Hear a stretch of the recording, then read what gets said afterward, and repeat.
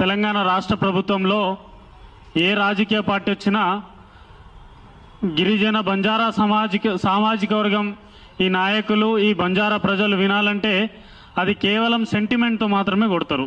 అది సేవాలాల్ పేరు తీసుకొచ్చి సేవాలాల్ భవన్ అని ఒకరు, సేవాలాల్ విగ్రహం అని ఇంకొరు, కేవలం దేవుని పేరు మీద తీసుకొచ్చి మనందరినీ దాన్ని ఏంటి సెంటిమెంట్తో దిగజారుస్తుంటారు ఎప్పుడు కూడా.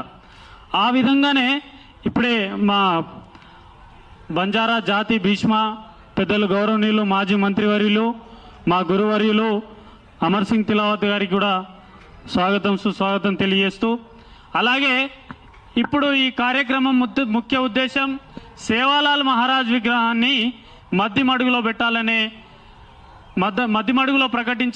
పెట్టాలని ప్రకటించడం జరిగింది గౌరవ ముఖ్యమంత్రి వర్యులు రేవంత్ రెడ్డి గారు.